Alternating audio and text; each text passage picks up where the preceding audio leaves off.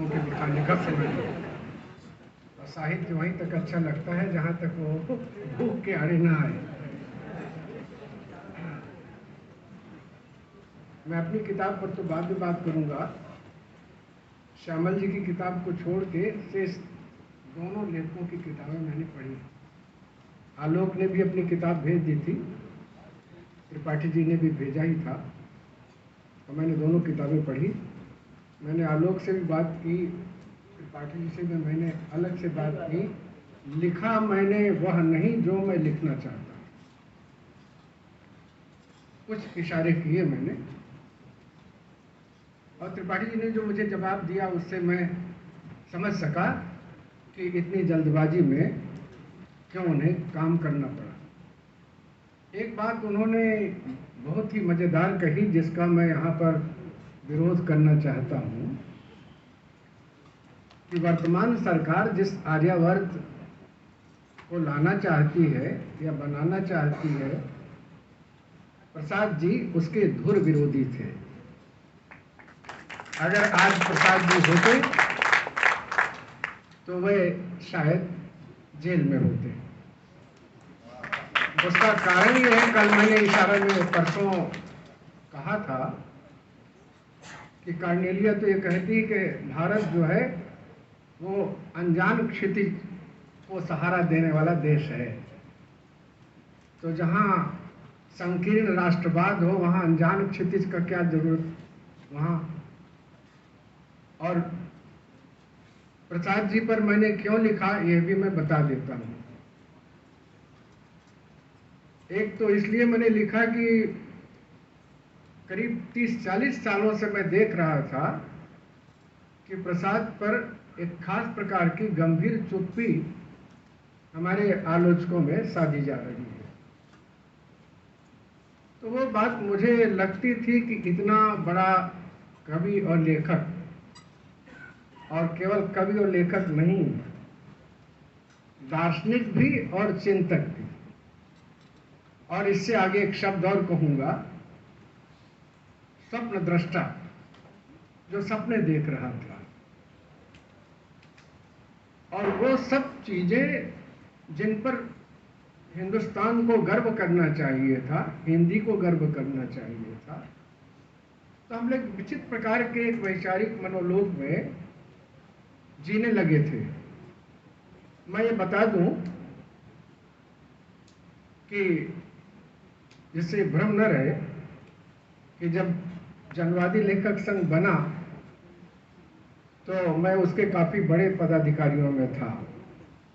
इसलिए कह रहा हूं ये बात, जिससे ये न लगे कि मैं कहां से चल करके प्रसाद के पास आ रहा था। और जनवादी लेखक संघ जो है वो CPIM की शाखा है।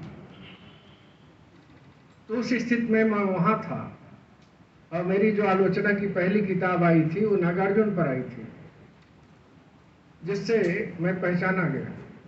लेकिन जो मेरी थीसिस थी वो प्रसाद निराला पंथ पर थी, और मेरे गुरु थे आचार्य नंदुलारे वाजपेयी। तो इस तरह के मेरे डिपार्चर्स थे। लेकिन मैंने एक चीज जरूर समझी उस बीच कि ये जो हमारे लेखक हैं वह चाहते क्या हैं, वह अपने पाठकों से और अपने समाज से क्या चाहते हैं। कोई लेखक लिखता ही किस लिए है? कुल मिला के वो एक समाज बदलना भी चाहता है और एक समाज खोजना भी चाहता है। तो प्रसाद कौन सा समाज बनाना चाहते थे और कौन सा समाज खोजना चाहते थे, ये दोनों सवाल थे मेरे सामने। खास तौर से मैं निराला को पढ़ता रहता था, और मैंने परसों भी आप लोगों से कहा था कि निराला में वैविध्य बहुत है, वैरायटी है। मैं आयाम उनके बहुत ज़्यादा है, भाषा के स्तर पर, विचार के स्तर पर, संवेदना के स्तर पर। लेकिन जो एक प्रकार की किसी समाज की जरूरत है उसकी पूर्ति निराला का साहित्य प्रसाद की तुलना में कम करता है, ऐसा मेरा मानना है। तो उस स्थिति में, क्योंकि मेरा यह भी मानना है कि अभी प्रधान जी चले गए क्या? हैं? नहीं नहीं, वो गोपाल प्रधान जी। हाँ, मैं ये कहना चाहता हूं, जो मैं कहता रहता हूं यहां भी कह देता हूं, और इस पर आप लोग सोचना कि 15 अगस्त 1947 के पहले देश गुलाम था, लेकिन लोग आजाद थे। इस बात को ध्यान रखिएगा। और 15 अगस्त 1947 के पहले तकनीकी तौर पर देश आजाद हुआ, लेकिन लोग गुलाम हो गए। मैं इसको फिर से दोहरा रहा हूं इस वाक्य को, क्योंकि स्वाधीनता की चर्चा बहुत की जा रही है।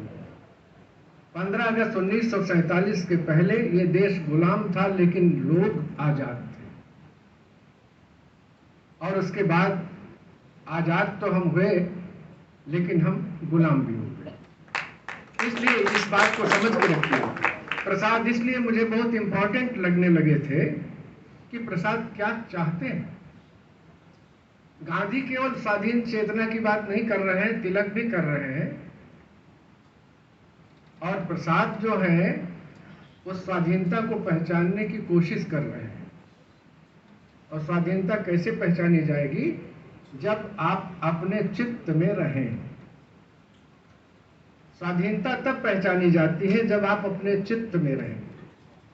एक लेखक हैं, बहुत बड़े चिंतक हैं, उनका नाम मैं जरूर लेना चाहता हूं, अपनी किताब में मैंने उनका जिक्र किया है। धर्मपाल। धर्मपाल की किताब है भारतीय चित्त, मानस और काल। आप वो मुश्किल से 42 पेज की किताब, उसको आप जरूर देखिए कभी। उसमें धर्मपाल के जो चैप्टर्स हैं, उसमें से एक चैप्टर का नाम है हम किसी और के संसार में रहने लगे हैं। इस पर ध्यान दीजिए कि हम अपने विश्व में नहीं रह रहे हैं, क्योंकि हम हमेशा ये देखते हैं कि हमारा जो मानदंड है वो कौन है। तो मानदंड हमारा पश्चिम है। इसलिए एक बार मैं उनसे मिलने गया। वो मुझे बहुत प्यार करते थे, मुजफ्फरनगर के थे और ज्यादातर वर्धा में रहा करते थे। तो जिस होटल में ठहरे थे, भोपाल के सुरेंद्र पैलेस होटल में, तो उसमें डिम लाइट थी जैसे होटलों में रहती है। सीढ़ियों पर चढ़ रहे थे तो उन्होंने कहा कि आप बिजली चली गई है। तो मैंने कहा कि नहीं, ये एक बहुत ही पास और बड़ा होटल है और बहुत मॉडर्न है। तो उन्होंने मुझसे कहा कि अच्छा, तो इसे आप मॉडर्निटी कहते हैं? तो मैंने कहा कि हाँ, कहा तो यही जाता है। और हमारे नेहरू जी उस मॉडर्निटी को हिंदुस्तान में लाना चाहते थे। तो उन्होंने एक छोटा सा वाक्य कहा जिससे मैं चौंक गया। उन्होंने एक छोटा सा वाक्य कहा, वो काहे का मॉडर्न, वो काहे का मॉडर्न। इतना कह के फिर आगे बढ़े तो मैंने उनसे कहा कि पटेल। तो उन्होंने कहा कि पटेल की चर्चा क्यों करते हैं? तो मैंने कहा लोहिया। तो कहने लगे कि वो आधा तो था, आधा नहीं था। तब तक वो अपने कमरे में चले गए, खाना खा के आए थे वो। तो मैंने कहा कि आप अगर सोना चाहें, विश्राम करना चाहें तो आप करें, मैं निकल जाऊं। तो उन्होंने कहा नहीं, मैं आराम कुर्सी पे बैठ जाता हूं, 3 दिन बाद तो आप खोजने पर मिले हो तो अपन बात करेंगे। तो मैंने कहा कि फिर आपका मतलब ये है कि सिर्फ एक आदमी आपके लिए इंडियन है? तो कहने लगे हाँ, मैं तो एक ही आदमी को इंडियन मानता हूं। तो मैंने कहा उसका मतलब गांधी है। तो उन्होंने कहा बस वही एक इंडियन था। अब जरा आप इस पर ध्यान दीजिए, वो उसका जवाब, उसका एक्सप्लेनेशन क्या दे रहे हैं। तो मैंने कहा कि ये बात तो मैं आपकी मान लेता हूं कि आप उन्हें इंडियन कह रहे हैं, लेकिन मेरी समझ में नहीं आ रहा। तो उन्होंने कहा कि जो आदमी 24 घंटे पश्चिम की ओर मुंह किए हुए अपने को देखता है, उसे मैं इंडियन नहीं मानता। तो मैंने कहा कि मतलब, तो उन्होंने कहा कि गांधी ने जो अपना स्वराज बनाया था और जिस स्वाधीनता की बात की थी वह अपनी चेतना से की थी। नेहरू की चेतना जो है वो उनकी अपनी चेतना नहीं थी, ये उन्होंने कहा। ये मैंने पूर्वाग्रह में लिख भी दिया है, सब छपा हुआ है। मेरा मतलब ये है कि उन्होंने अपनी किताब में ये सवाल उठाया कि हम किसी और के संसार में रहने लगे। समय नहीं है मेरे पास, नहीं तो जब वो 1915 में लौट के आते हैं और उनका 3 दिन तक सम्मान होता है, जिसमें एक की अध्यक्षता वो क्या कहें जिन्ना ने भी की थी, तो उसमें तीसरे दिन उन्होंने कहा लोगों से बंबई में कि मैं सोचता था कि अपने देश में चलूंगा तो अपने जैसे लोग मिलेंगे, अपना जैसा सम्मान होगा। अब यहाँ आके लग रहा है कि हम अफ्रीका में ही ठीक थे, यहाँ के लोग तो काफी बदल चुके हैं। तो ये जो आप स्वाधीनता की बात ये भी कर रहे थे, शायद कि प्रधान जी कर रहे थे, गोपाल प्रधान जी, स्वाधीनता की पहचान कैसे होगी? जब तक आपकी चेतना आपकी स्मृतियों के साथ नहीं होगी और आपकी स्मृतियां आपकी चेतना के साथ नहीं होगी तो स्वाधीनता को पहचाने कैसे? क्योंकि आपने तो बिल्कुल इमिटेशन किया सारा का सारा, अपने ढंग से अपने देश की निर्मित ही नहीं की। मेरे गुरुजी से 1964 में धर्मवीर भारती ने एक इंटरव्यू लिया था, उसमें यह सवाल था कि आधुनिकता क्या है, तो उन्होंने, हमारे गुरुजी ने जवाब दिया, वाजपेयी जी ने, कि आधुनिकता क्या है? केवल पूंजीवादी और समाजवादी देशों की आधुनिकता होती है? क्या भारत की अपनी भी कोई आधुनिकता हो सकती है? और भारत की आधुनिकता, भारत को जो आजादी मिली वो सत्याग्रह से मिली, स्वदेशी से मिली, चरखे से मिली, वो पश्चिम के किसी आविष्कार और यंत्र से नहीं मिली। तो मैं ये कहना चाहता हूं, ये ढेर सारी बातें मेरे दिमाग में थीं और उन बातों को मैं प्रसाद में तलाशना चाहता था। और उसको तलाशते हुए मैंने ये भी देखा कि प्रसाद जी ने एक खास बात कही जो मैं आप लोगों से कह के, क्योंकि मेरे पास कहने को बहुत है लेकिन समय नहीं है। उन्होंने कहा कि ये जो बौद्धों का धर्म आया तो उसके बाद सारे के सारे यहाँ के जो ब्राह्मण थे वे बहुत परेशान हो गए, क्योंकि बुद्ध ने कहा कि संसार तो दुखात्मक है और इसके लिए निर्वाण जो है वही एकमात्र रास्ता है। प्रसाद जी ने इस बात को रहस्यवाद वाले निबंध में लिखा है, आप जरूर देखिएगा। काव्य और कला तथा अन्य निबंध में जो रहस्यवाद वाला निबंध है उसमें लिखा। फिर उन्होंने लिखा है कि ब्राह्मणों ने अपनी बौद्धिक पराजय दिखाते हुए पुराणों की ओर रुख किया और ये कहा कि अगर दुखात्मक है ये संसार तो हमारे पास विष्णु है, हम उसकी भक्ति से इस दुखात्मक संसार से पार पालेंगे।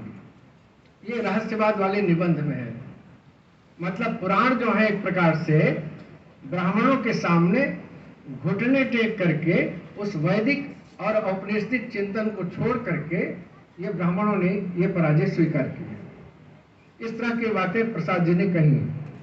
तो प्रसाद जिस ओर इशारा कर रहे थे इंद्र वाली बात, वो वस्तुतः प्रसाद का सारा जो चिंतन था वो वैदिक और औपनिवेशिक था। इसलिए अगर वैदिक और औपनिवेशिक चिंतन को आप नहीं समझेंगे तो आप प्रसाद को भी नहीं समझेंगे।